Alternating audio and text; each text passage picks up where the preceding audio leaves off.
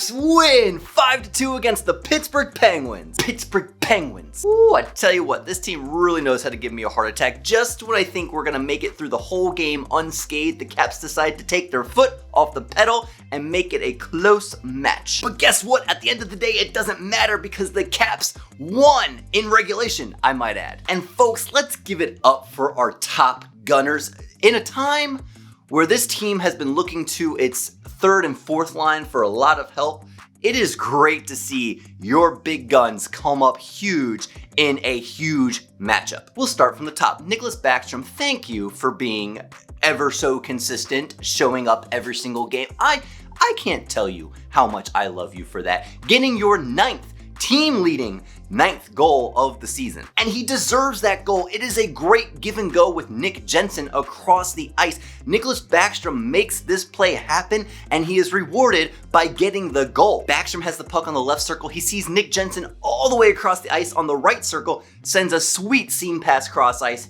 hits Nick Jensen on the stick. Nick Jensen looks, doesn't see anything, goes right back to Nick Backstrom, who has shimmied his way into the high slot.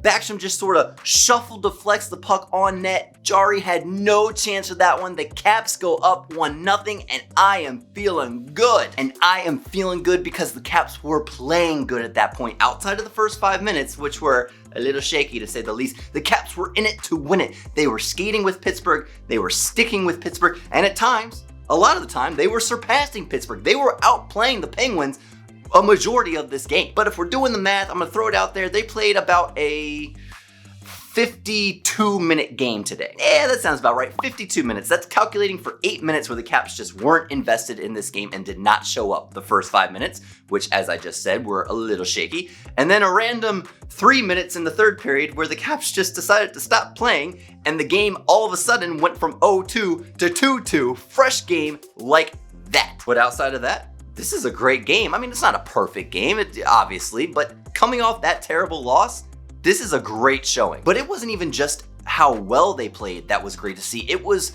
the tenacity that was shown on the ice, playing through what I thought was an extremely terribly officiated game.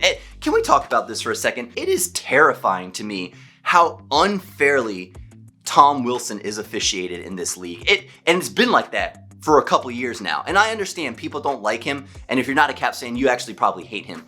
But at a certain point, you still have to be fair about your officiating. And it starts with the hit on Jankowski. Now buckle up here, folks, because here comes a hot take at you.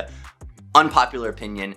That's the right call to make an interference call on that hit. It was a great hit. In fact, it was a perfect hit. Everything about that hit was perfect. It was square in the chest. He wasn't blindsided. Everything about the hit was perfect until he hit him too late. I just really feel like it was a solid 3 seconds after Jankowski played that puck that Wilson laid into the hit, and that's just too late. I mean, 1-2 beats is fine.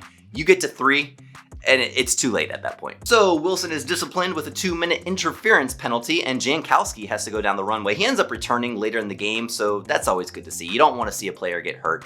But from that point on, it was like the refs were out for Tom Wilson. It didn't matter what the Pittsburgh Penguins did to Tom. Nothing was going to get called. Slashed, hooked, punched, interfered.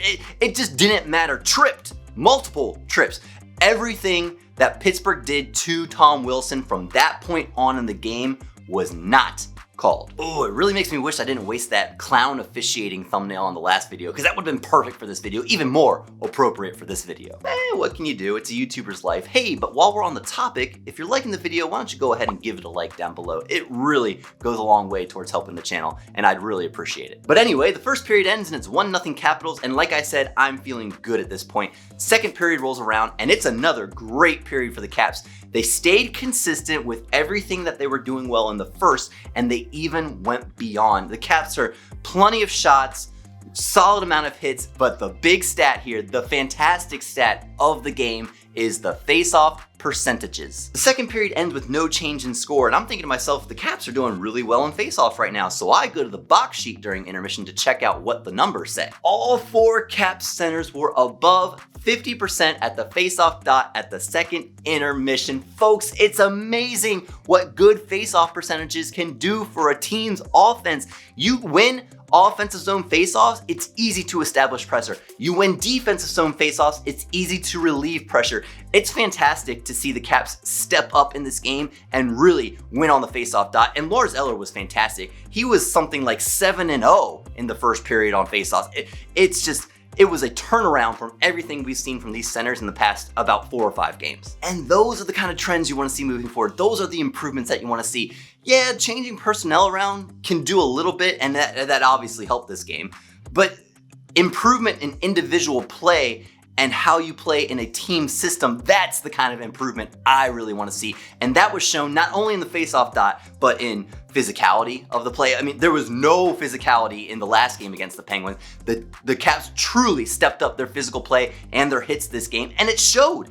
When you lay into a player for playing a puck, they think twice the next time they see you coming at them. Oh, maybe I should not play this puck because I'm about to get steamrolled. It's in the back of their head for the rest of this game. If I touch that puck, I'm getting nailed. And that has an effect on offense. That makes turnovers happen. That makes steals happen. That establishes more pressure in a zone. And when you get that sort of pressure, you're allowed to free flow and play with your team a little more freely. And it leads to great opportunities, which is what happens for TJ Oshie. Oh, this goal just gives me the warm and fuzzies and tinglies inside. Oh, this is just so much fun to watch.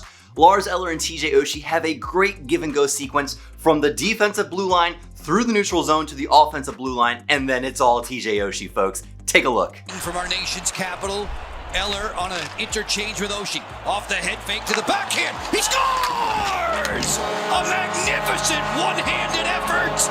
Oshie makes it 2-0. And that is what moving your feet can cause, folks. That is what skating through a puck and not to a puck can do. Great exits out of your zone, fantastic entries into zone, but then there's nothing else to say about this goal but that fantastic finish by TJ Oshie, never giving up on a play. His defender has him. His defender does not let him get around him, but Oshie not giving up is able to falling one-handed, poke the puck, and send it in past Jari. The Caps are up 2-0. And then immediately after that goal, the fourth line is sent out there to just wreak havoc against the Penguins after they just gave up a goal. And because the fourth line does not let up, Nick Dowd draws a hooking on Letang. The Caps instantly go to the power play right after going up 2-0.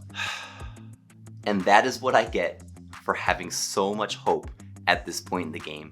The Caps take a 2-0 lead and then instantly go on the power play, and a switch was flipped, and it's like they didn't care anymore. And this is the biggest problem with the Washington Capitals right now, folks. This is the biggest hurdle that we have to get over as a team. Playing with a lead and not giving up. That second goal goes in and everyone gets amped. But then you go on the power play and it's almost like the Caps start thinking the game has been gifted to us. We don't have to try anymore. And that could not be any further from the truth. What is it that Craig Laughlin always says on the NBC Sports Washington call? A 2-goal lead in hockey is the worst lead possible. The Caps stopped skating on the power play. Tanev comes streaking into the defensive zone. Carlson makes a very lazy effort to defend, and then Vanacek makes a very lazy effort to save the puck. Tanev scores a shorthanded goal, and look out, folks. 3 minutes later, to the exact second, I might add, Guentzel has established pressure with the puck in the lower corner to Vanacek's left. Dylan skates at him like he wants to rip his head off, lays a hit, and is not able to fully 100% hit Guentzel. And because of that, because he committed too much to that hit, and he's not able to pin down Guentzel, Guentzel is able to drive to the net. He makes a strong power move, and he beats Vanacek. And in the span of 3 minutes, we have gone from a 2-0 game to a 2-2 game. And this is the point. This is where I have the issue with this fan base. Us, you and me, this fan base. As soon as that second goal goes in, every single Caps fan just threw their hands up in the air and gave up on that game. Why? Why would you do that? Why would you give up so easily on this game? Why would you? Yes, giving up a 2-goal lead sucks, and doing it in a span of 3 minutes sucks even more. But it could have been worse, and it could have been less worse. But it is what it is. Stop giving up on the team, folks. I just hate it when people do that. Oh, we gave up a 2-goal lead. Here we go again. It's the same old Caps. It's the tale as old as time. We've seen this before. The Caps just decided to lay down and die. The game is over. No, it's not. You want to know how I know? Because not 3 minutes later, the Caps go on another power play. And a minute into that power play, Tom Wilson comes up huge, and it's now a 3-2 lead for the Caps. The Caps finally decided to change up the look on the power play and not just their stale, static 1-3-1 that they always do, that every team in the league knows how to read. They changed it up. Kuznetsov lays into a slap shot from the right side and breaks Letang's stick, and the Caps are able to exploit that. Letang is down low, trying to cover Tom Wilson, who is right in front of Christian Jarry. He has no stick. He's not able to defend. It's a sweet pass from John Carlson down to the crease. Tom Wilson deflects the puck in. The Caps take the lead again. Never give up hope, folks. Never count your team out, especially when there are 10 minutes left in the third period, and especially when your team has been the team setting the tone all game. And definitely never give up when Chris Letang gets his sticks from wherever he gets his sticks from. I don't know who his manufacturer is, but I like it, and he needs to stick with them. Thanks to another broken stick by Letang, Hagelin's able to throw an empty net goal in. Finally, yay, we finally get an empty net goal. I feel like we never get those. And then just a couple seconds after that, Eller is able to send another empty net goal into the cage. The Caps win this one 5-2, and the stats looked good at the end of the game. The Caps outshot the Penguins, I think 35-28, somewhere around there. Face-off percentages were 61-49, and the Caps were perfect on the penalty kill, 4-for-4. Next up, the Caps played the New Jersey Devils in a back-to-back Saturday-Sunday weekend afternoon matchup. What's with the Caps playing a lot of afternoon games, or it feels like they're playing a lot of afternoon games right now? I don't know, maybe it's because of the condensed season, but either way, the Caps will have to get over their hurdle of disliking playing in the afternoon because New Jersey is a very good team right now, despite the standings not showing them as such. Lindy Ruff has some very good things going on in New Jersey, and the Caps cannot overlook that. The Caps have to bring their A game on Saturday and Sunday if they want to beat New Jersey. So let's see a couple more wins, and let's see the strong, physical gameplay that the Caps love to bring. But what do I know? I'm just a fan. Hey, if you like this video, smash that thumbs up button for me. And if you enjoyed your time here, consider subscribing to the channel. I'd love to see you come back. And as always, let's go Caps!